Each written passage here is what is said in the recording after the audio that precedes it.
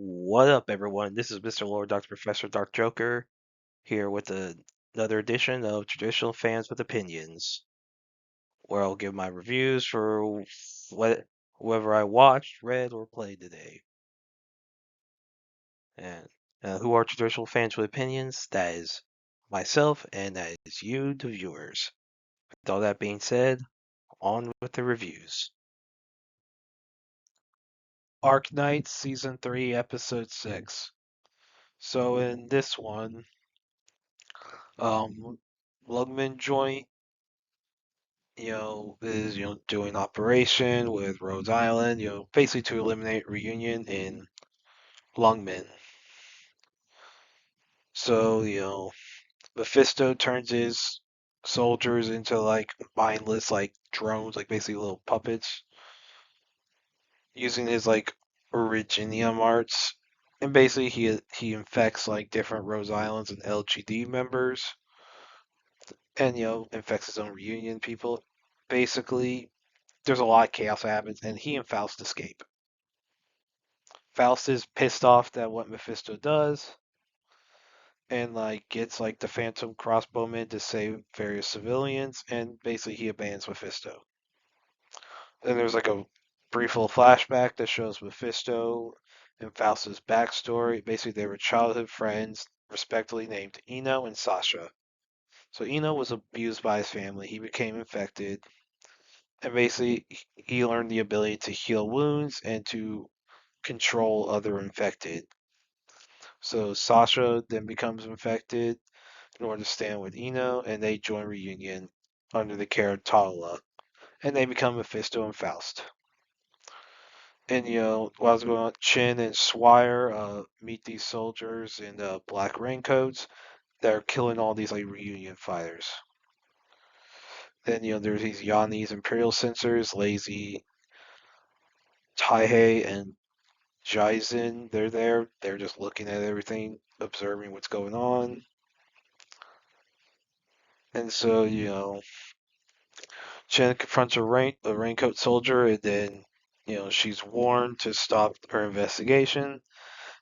And hints that they're working for Wei Yinwu. Then Swire gets into contact with Lin Yusia. Basically, it's revealed that Wei is planning to eliminate Reunion. Basically, like under the order of the censors. Basically, it's like planning to create a lot of their escape routes, where they can hide and all that. Then Crown Slayer is ambushed by Kalstit and Project Red,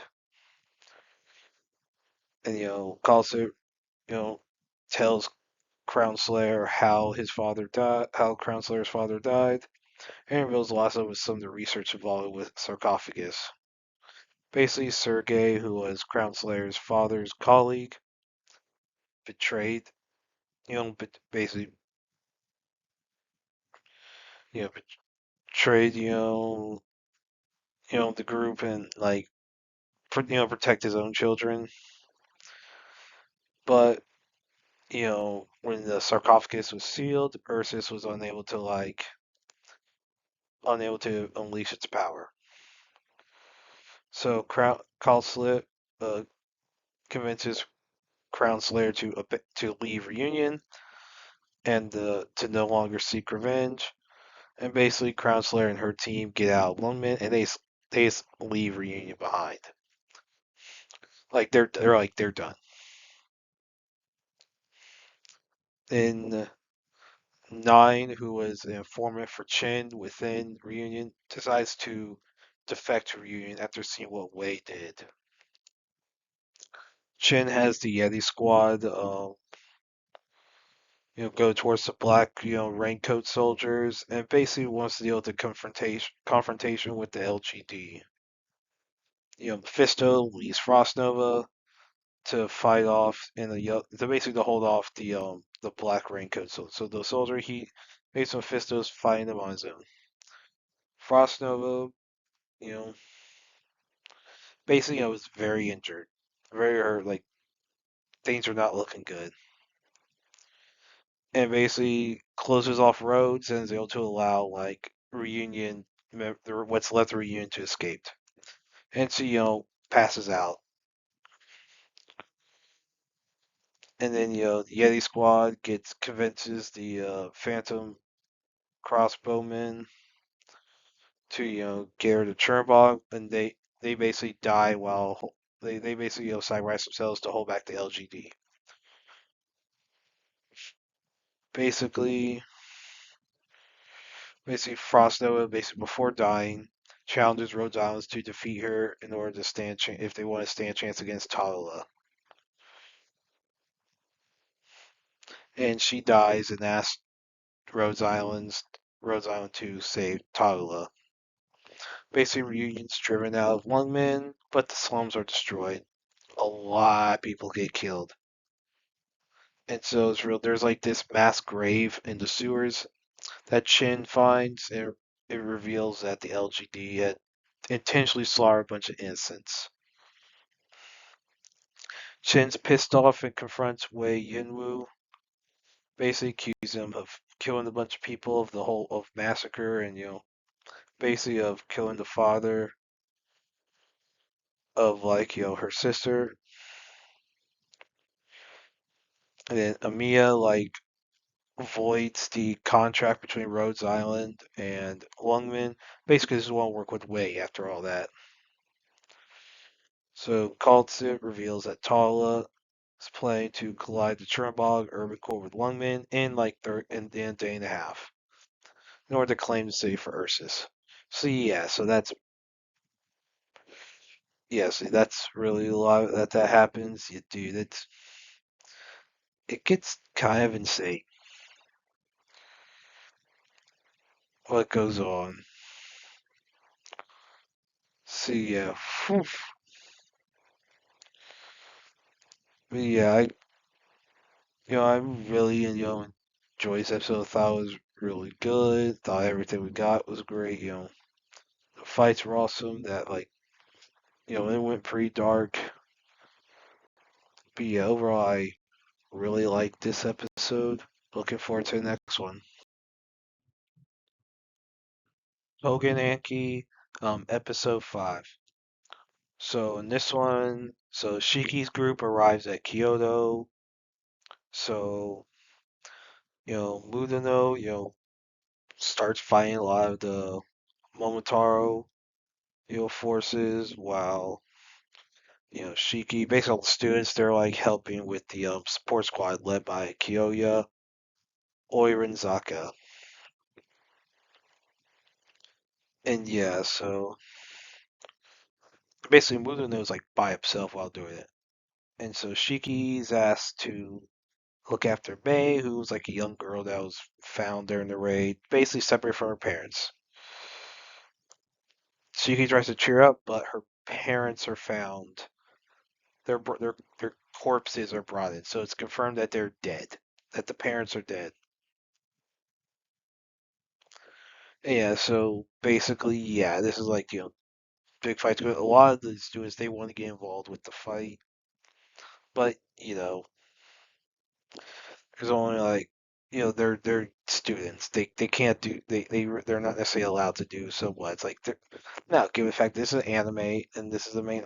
There's, I'm betting I've not read the source material, but I would not be surprised if there's like a things are gonna go wrong. They have to fight. I mean, it's anime. Let's be real. Anytime you have this plot point where yeah, the students are not allowed to fight. Oh, but yeah, it's a story. We need for plot reasons. They'll need to fight. I mean, let's be real, that's gonna happen. I'm betting. And if it doesn't, I'm sure Budino, like, we'll see him just wreck people then. Heck, he might still be wrecking people regardless. But overall, I really like this episode. Looking forward to the next one. Wednesday, season 2, episodes 1 through 4. So yeah, so basically Netflix released the first 4, on Netflix. They need they need to switch to weekly. Just do weekly Netflix. Quit being retarded. Anyway, So, so in the time since the first season, Wednesday took down this serial killer called the Kansas City Scalper using her psychic abilities. Now Wednesday returns to Nevermore. Basically, she's like a school celebrity. And, the new principal, whose name is Barry Dorr, offers her the position of honor student at, a bonfire at the beginning of the year. Now in her dorm room, she learns that she has a stalker. Now Pugsley, who's also Pugsley Adams, who started, going to Nevermore, he has struggles with making friends. You know, kind of common thing with him. So Dort tries to persuade Morticia to be part of a fundraising committee. That's what Dort tries to do. Now, then there's like all these crows like kill a private investigator named Carl Bradbury, which leads to former Sheriff Galpin, who basically has not been working for the police since Tyler, his son, was exposed as a murderer. So basically, Galpin asks Wednesday to help solve the case. Wednesday says no. Now, Dort convinces Bianca to use her siren abilities to raise money. Basically, Dort claims that financial pressures on the school would mean that scholarship students, like Bianca, would have to be cut. So Wednesday is sent a painting from Xavier, who transferred to another school. Basically, there's like a crow with a blind eye in the painting. So so basically, the stalker steals Wednesday's manuscript, like for a novel, before the bonfire. Basically, so Wednesday gets it back during the bonfire. Basically, Wednesday publicly said all the praise she's gotten public. She rejects all her celebrity status and just walks away. No, and so one thing Pugsley does, he learns about some student who had a clockwork heart who died because due to a bunch of issues with his inventions. Pugsley accidentally uses some electricity powers that revived that student as a zombie.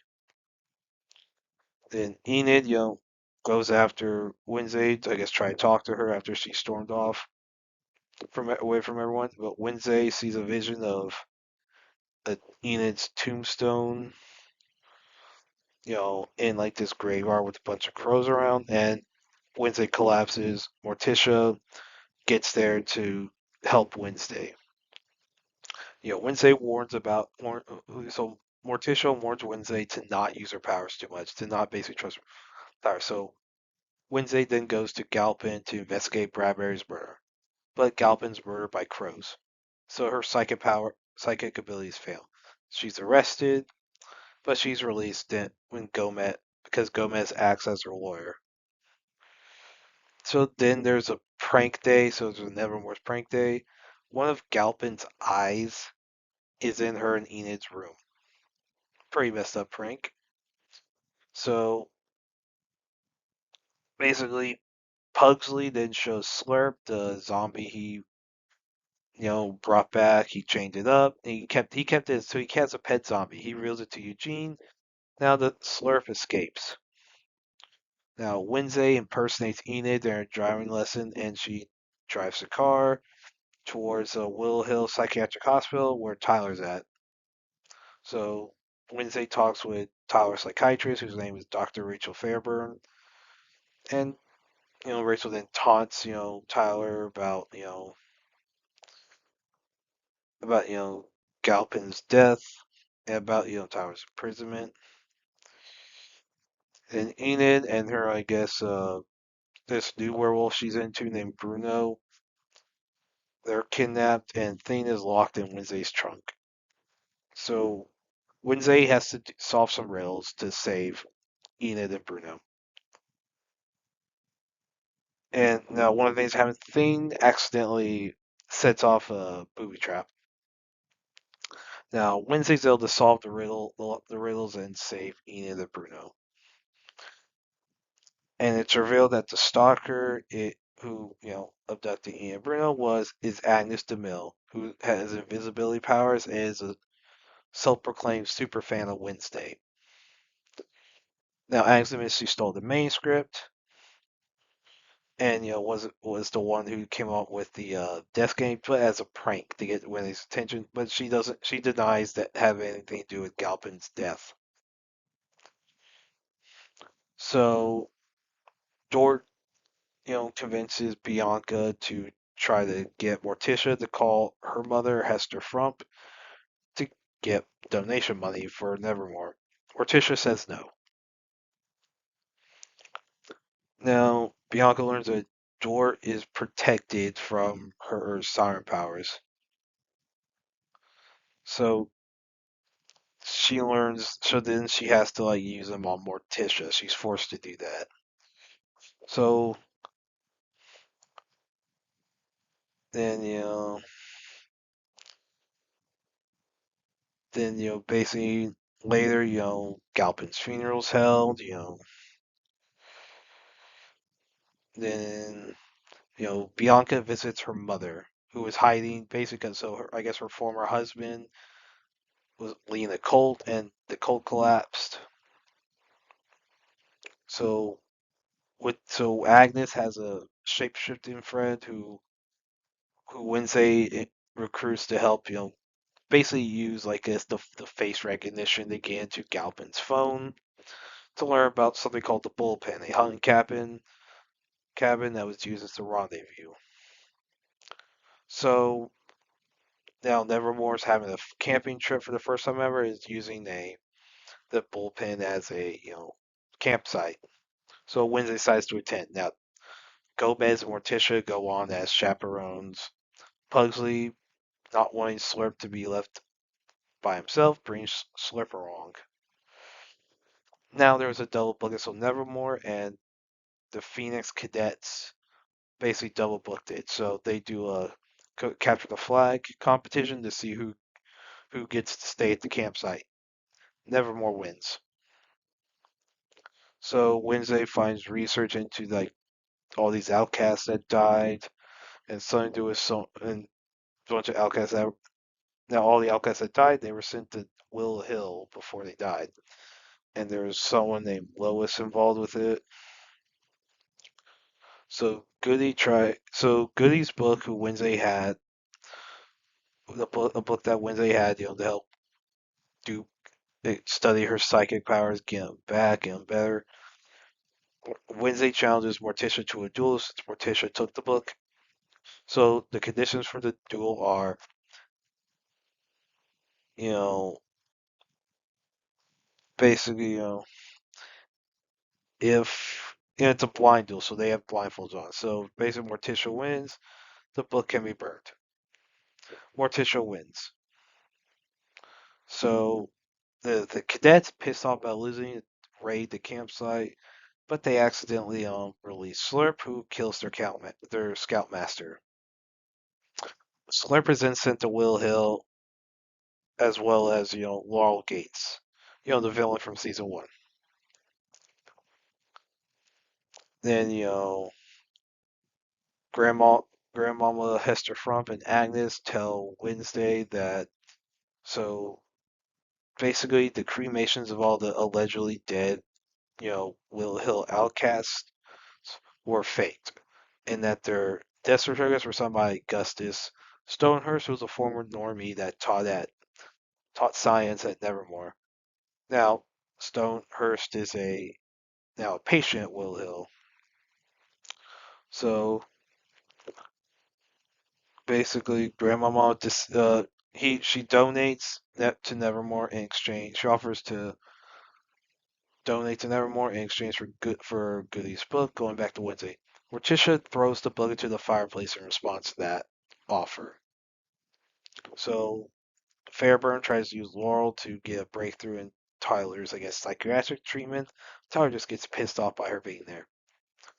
Now Enid and so basically Ian and Thing are saved from this crow attack, and then Wednesday chases some dude in a cloak, but the figure escapes.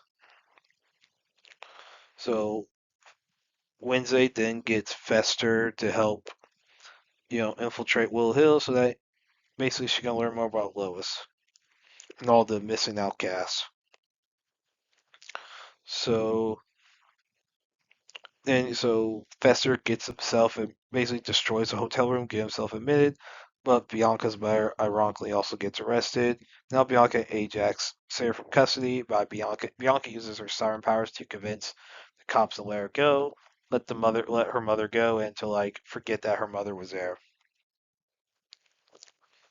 Now Fester is caught and put in the same cell as Slurp. Wednesday infiltrates Will Hill and gets Fester out. Now Slurp escapes and starts killing a bunch of people.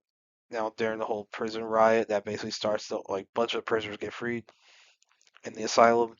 Laurel frees Tyler, but Tyler kills Laurel, and Slurp kills Fairburn and Stonehurst. Now Wednesday and Fester find that what Lois actually is the long-term outcast integration study. Basically, it's a program to basically put outcast powers into normies. So Fairburn's executive assistant, whose name is Judy Spanigle, reveals herself to be the actual person in charge of Will Hill, and reveals herself to be Stonehurst's daughter. Basically, she's continuing the work her father did, unless she willingly went through experimentation to turn into an avian that controls crows. So Fester releases all the lowest detainees. Wednesday comes across Tower, who throws her out the window and escapes. So Wednesday's like knocked out, like possibly in a coma or something. So yeah, I really like this. I like these 4 episodes. It's not as good as season one. I would not say that, but it's fine. It's decent. You know, basically, I thought this was good episodes. I mean, we argue we probably didn't need another season, but it's not a completely terrible second season. It's definitely Netflix has an issue with second seasons. This one, it's fine. It's whatever. So yeah, I like this set of episodes. Look forward to the next set. Sketch. So this is a new Angel Studios movie.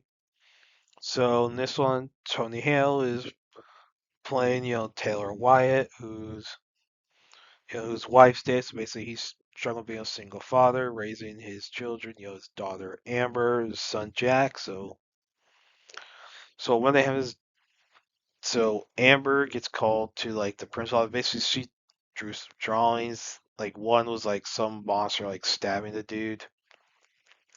Basically, it's revealed like so. There's this like kid who's like a basically a prick. I think his name's like Bowman or something.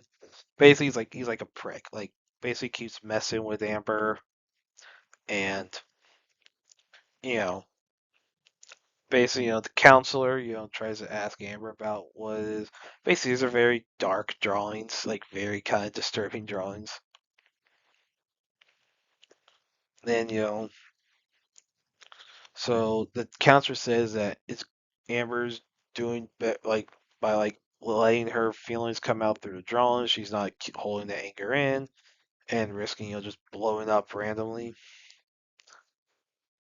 Then I guess like the drawing is supposed to like I guess be an outlet for her is what the counselor's saying. Okay. Still, I mean, I would say that yeah, drawings about someone you hate getting killed is a that might be something you need to be concerned about. I mean, she doesn't actually want something to happen to Bowman. He's just a prick. So, and what happens so when they get so Amber gets home. So basically, Taylor, Amber, and Jack they try to eat dinner. Jack sees, I guess, there's like this special plate or something. Basically, I guess Amber asked, what technically would be the term for, I guess, her and Jack, since their mother's dead, but the father's still alive. So, like, she asked if they're orphans, and Jack asked if they're illegitimate children. I don't like cussing, so I'm not gonna use the what word he used. A word that should not be said in a kids movie. Let's put it out there. Yeah, like I was like, dude, you're definitely not that.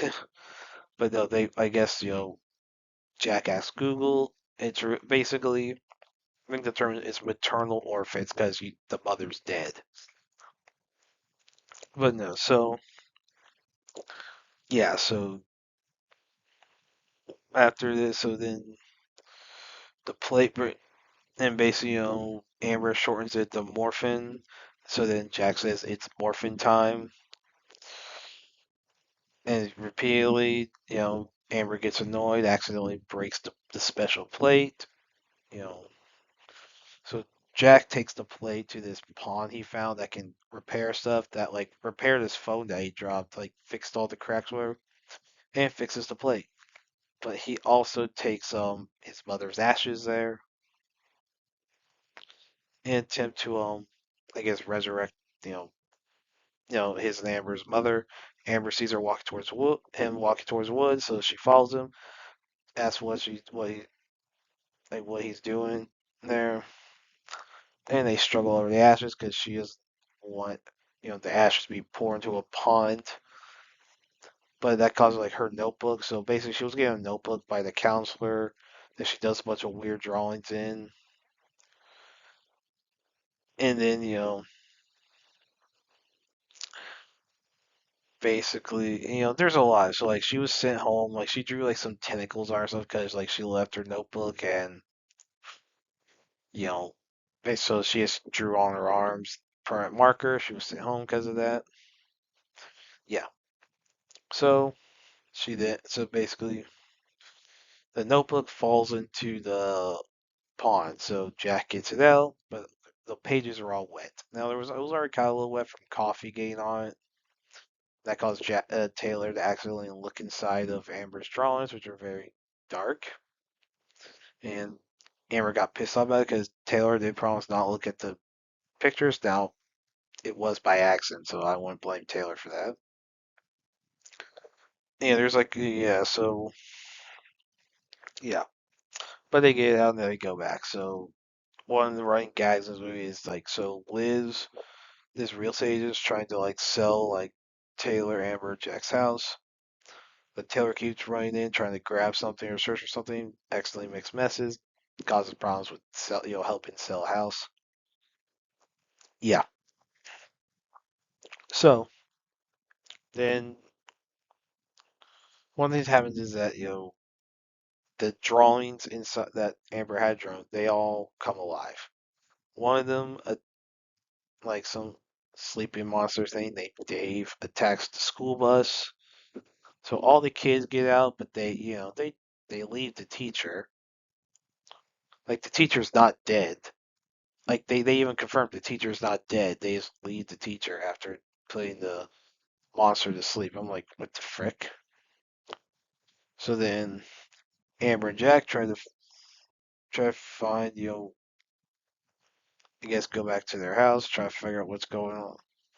Because Amber knew how to deal with the monster. Then try to guess, go back to where the pond is. But they come across Bowman, who basically ran off, and there's a whole bit where basically Bowman's like, wait, what did I do? And Amber's like, dude, you're basically, she explains all the stuff he does.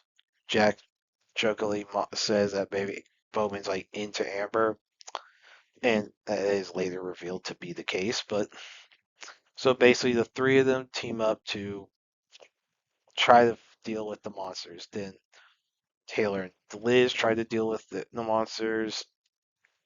Yeah, different like drawing monsters that are attacking their people in the city. So, and there's this like one monster that grabs a hoodie or something from the store and starts creating monsters under of its own. Basically, this monster is like a dark version of Amber. So, you know, So then Jack, Amber, and Bowman get these water guns, some bike helmets, knee pads, all that to like squirt water at the monsters while they're running, and they go after it, and then they try to find like they find the good drawings that Amber did, like that were I guess not evil, in this random like storage section. So what they do is their idea is they create this device that could just their idea is to draw a device that can destroy all the monsters when brought to life. And then, yeah, now Amber and Jack draws it, and then I guess Amber and Bowman call it a butt, saying it looks like a butt, whatever. And then, yeah, so they now that the monster that's like the evil Amber like destroys that drawing, and then Amber to help save Jack like. But now Jack still has the ashes, and he's like basically considering dumping the ashes in the entire time, the entire movie. He's like considering it. So Amber, one there to save Jack, she dips her hand into the pond, and the tentacles of her arms come back to life, and she uses them to like attack that monster, like the evil Amber. Then basically, Jack puts a snippet of a drawing of like this of the sword. It's supposed to be a sword from Minecraft, but it's the wrong color. It's more like it's like the Emerald Sword from Legend of Zelda.